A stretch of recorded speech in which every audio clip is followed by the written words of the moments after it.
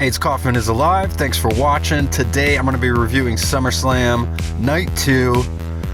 I've done a review of Night 1. Go check that out. And I gave my predictions on Night 2.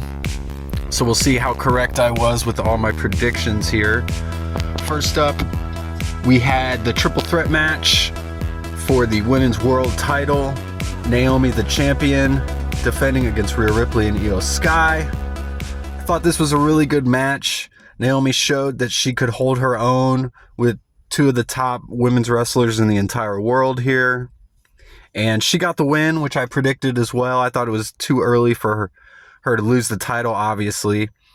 And with Jade Cargill losing on Night 1 to Tiffany Stratton, I could definitely see a build towards WrestleMania with Jade finally winning her first world title, winning it off of the big heel Naomi. And again, I thought Naomi did a great job. Her dad played guitar for her entrance as she made her way to the ring, and that was a cool moment. Didn't think this match stole the show like I predicted. I definitely think the main event of Night 2 was the best match of the night. John Cena versus Cody Rhodes, but I'll get to that at the end. Second match we had was the TLC match with the 6 tag teams. As I predicted, as was going to be obvious, this was a car crash match, and the Wyatts won.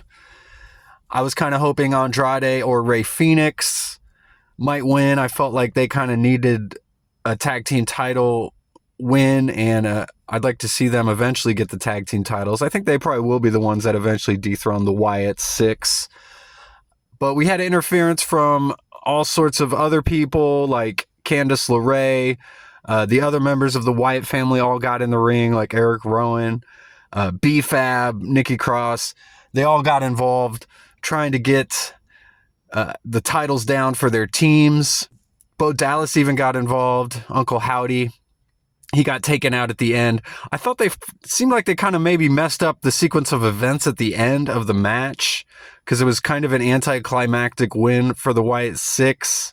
They took out Uncle Howdy, and then they did a double neck breaker on Rey Fenix.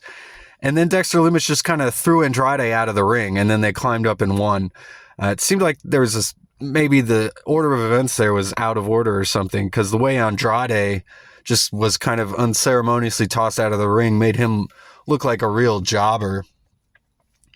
And again, I don't think the right team won here, even though the Wyatts just won the tag titles. It seems like maybe a couple weeks ago, a month ago or so.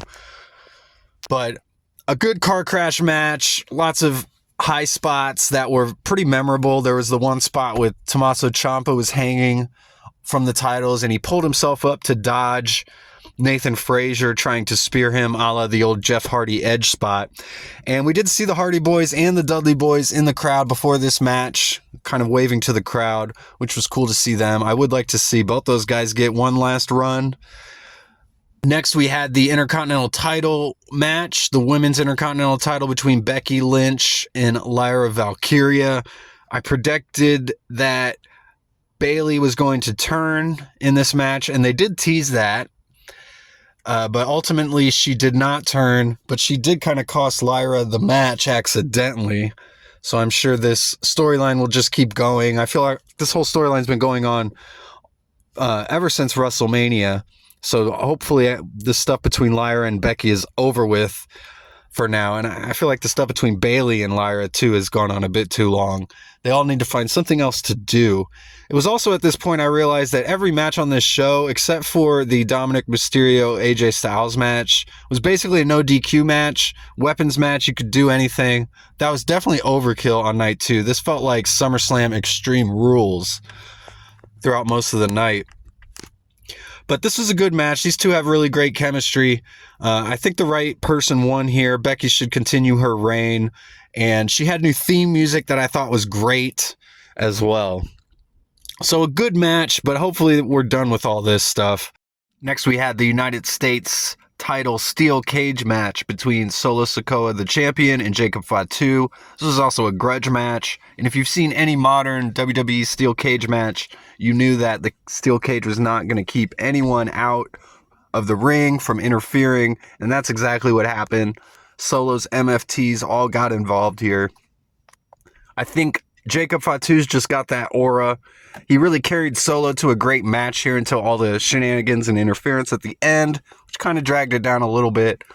Solo actually kicked out of Jacob's DDT and 2 moonsaults, his finishing sequence, which was pretty surprising.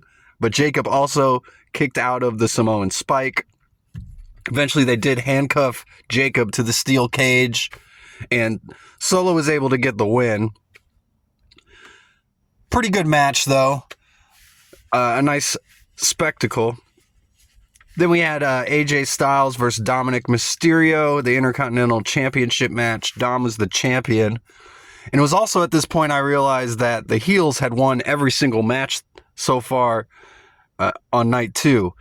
And on night 1, it was pretty much the exact opposite, where except for the Randy Orton Jelly Roll, Drew McIntyre, Logan Paul match, where Logan and Drew won, the bad guys won.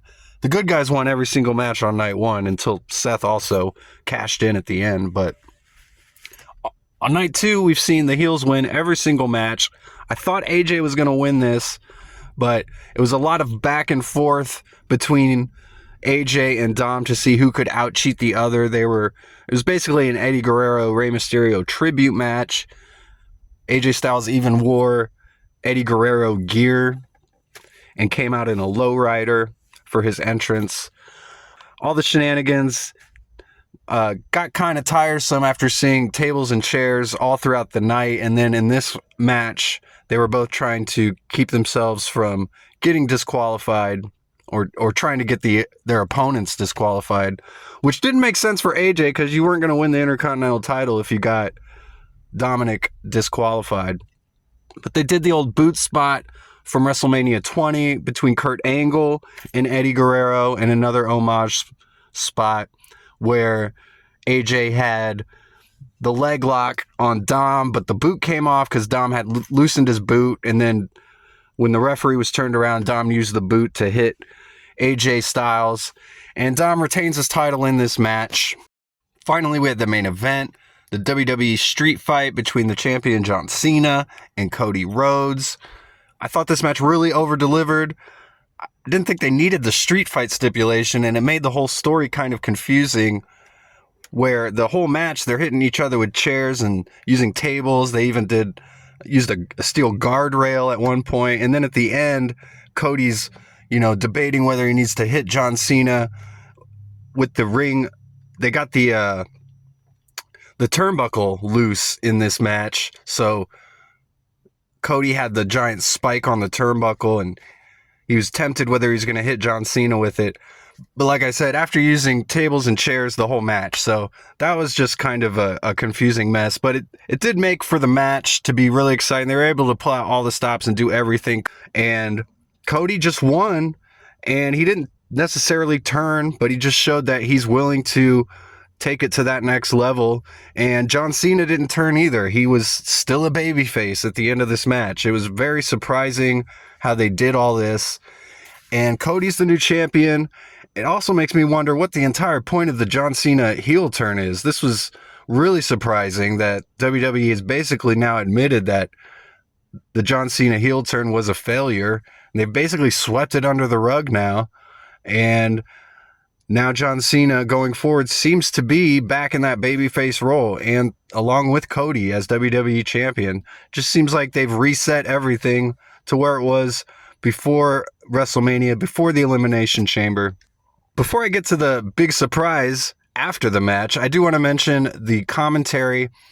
I thought overall the commentary was pretty good on both nights for Michael Cole and Wade Barrett, but Michael Cole just made one really glaring error at the beginning of this match where he was trying to say that John Cena and Cody Rhodes were the last 2 people in the ring at the Royal Rumble this past year.